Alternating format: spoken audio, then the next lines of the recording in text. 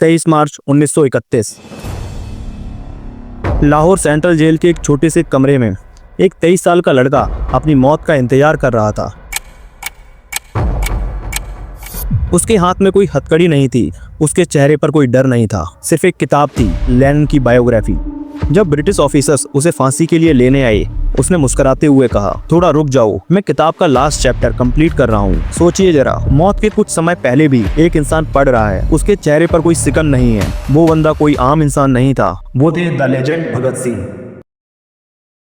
भगत सिंह का जन्म 28 सितंबर 1907 को हुआ था, पंजाब के एक छोटे से गांव बांगा में, जो आज पाकिस्तान में है। उनके पिता किशन सिंह और चाचा अजीत सिंह दोनों आजादी के आंदोलन के पुराने सिपाही थे। उनके पिता किशन सिंह और चाचा अजीत सिंह ने ब्रिटिश हुकूमत के खिलाफ खुलेआम संघर्ष किया। जिस घर के बड़े जेल जाने को गर्व समझते थे, उस घर के बच्चे क्रांतिकारी बनकर ही पैदा होते हैं, और भगत सिंह उसी परंपरा का सबसे चमकता हुआ सितारा थे। भगत सिंह ने अपनी स्कूलिंग DAV स्कूल लाहौर से की, और यही उन्होंने पहली बार सुना महात्मा गांधी का non corporation movement. Bhagat Singh Gandhi ji से बहुत प्रभावित थे, लेकिन जब 1922 में चौरी चौरा इंसिडेंट के बाद गांधी जी ने आंदोलन वापस ले लिया, तो भगत सिंह ने लिखा, इनकलाब बिना लहू के नहीं आएगा। उस दिन भगत सिंह ने फैसला कर लिया, मैं सिर्फ देश को आजाद नहीं कराऊंगा, लोगों की सोच को भी आजाद करूंगा। 1929 central assembly hall Delhi, Bhagat Singh और बटुकेश्वर दत्त ने वहाँ बॉम्ब फोड़ा, लेकिन किसी को मारने के लिए नहीं, बल्कि आवाज उठाने के लिए। वो बॉम्ब एक संदेश था ब्रिटिशर्स के खिलाफ। बॉम्ब को फोड़ने के बाद उन्होंने इनकलाब जिंदाबाद का नारा लगाते हुए अपने आप को गिरफ्तार करवाया देश के लिए,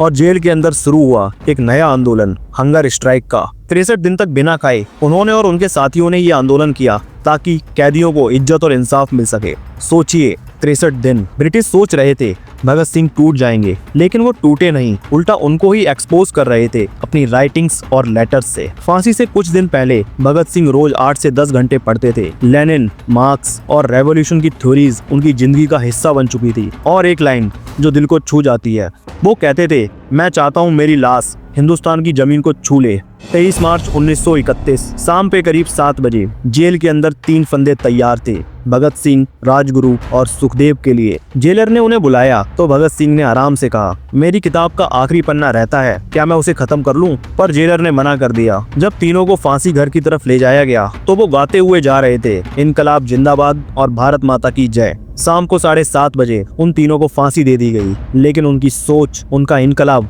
हमेशा के लिए अमर हो गया। ब्रिटिश सरकार सोच रही थी भगत सिंह को फांसी देकर इनकलाब खत्म हो जाएगा, लेकिन उनके शहीद होने के बाद देश भर में क्रांति की आग लग गई। पंजाब से लेकर बंगाल तक हर गली में एक ही नारा गूंज रहा था, शहीद भगत सिंह अमर रहें। गांधी जी ने भी माना भगत सिंह के बलिदान ने देश के यूथ को एक नई दिशा दी है। तो दोस्तों, भगत सिंह सिर्फ एक फ्रीडम फाइटर नहीं थे, वो एक थिंकर थे, एक विजनरी थे। वो कहते थे आइडियाज मरते नहीं। दोस्तों, आपका क्या मानना है भगत सिंह के बारे में? कमेंट में बताओ, और अगर वीडियो पसंद आई हो तो वीडियो को लाइक और चैनल को सब्सक्राइब जरूर करें।